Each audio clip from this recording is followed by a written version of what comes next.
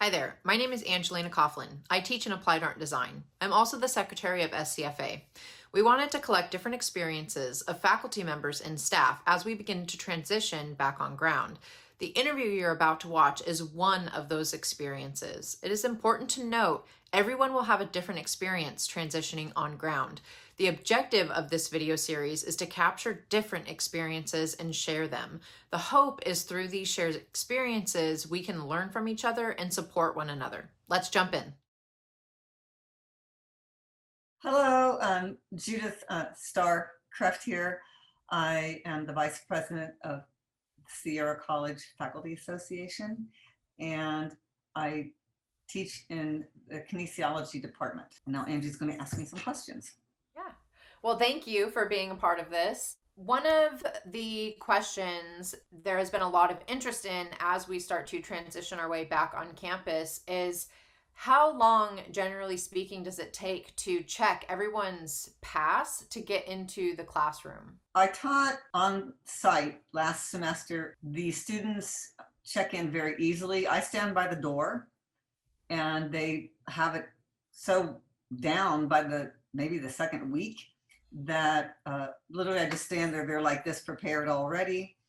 And if the class starts and someone comes in late, they typically are also prepared and they just do this and they come in through the door. On a rare occasion, there is someone that has an older phone and the system doesn't work on it, in which case what they do is they typically get a stack of the handwritten ones and they just hand it to me when they come in. And it's worked out very well. Where did you go when you needed to like eat a snack or lunch or whatever it may be? Where did you go on campus to eat? Well, typically I didn't, but if I would, fortunately, I had my car parked close enough where I would just head there. Did you experience a student in your class who was visibly ill? And if No, so, what did you do? You didn't. I didn't have that experience. Did you ever have to call your dean because a student refused to wear their mask? No, actually, everybody was very cooperative. In fact, they actually, all of them, 100% kept the mask on the nose. The only issue occasionally was when, one of the classes was an exercise class, and you can only exercise vigorously for maybe 20 minutes and then you need a break, in which case everybody would leave. We'd kind of separate them in the hallway, or they'd go to the restrooms wherever they went, and they would, I told them they had to stay apart. It's a little bit hard to patrol, but they were pretty good about that too. They'd kind of just lift it away like this and they'd tweak it back. I rarely, if ever, saw it down. And so maybe I just had really special students.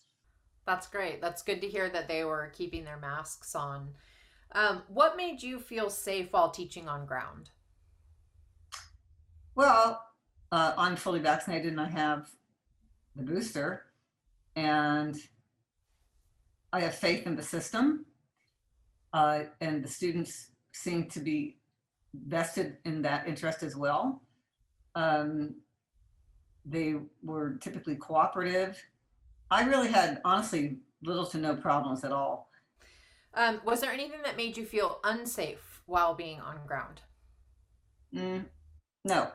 Is there anything else faculty should be aware of as they prepare to transition back on ground?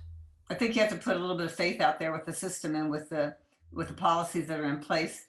They're practical, they're realistic, they've been researched well, recommendations coming through the appropriate governmental agencies and news media outlets and so on and so forth.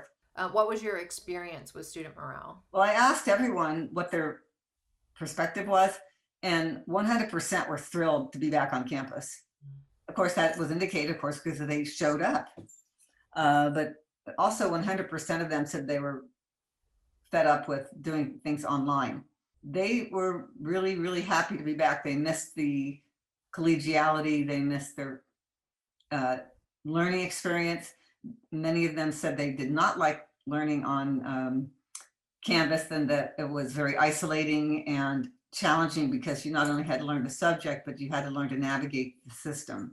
So they felt that their work was doubled.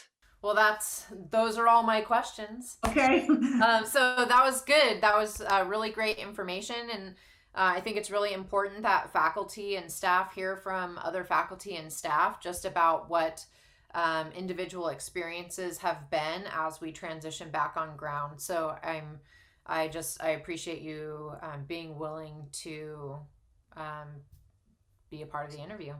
And share. Yeah, and share your experience. Well, it's a pleasure to be here, Angie, and thank you for putting this all together.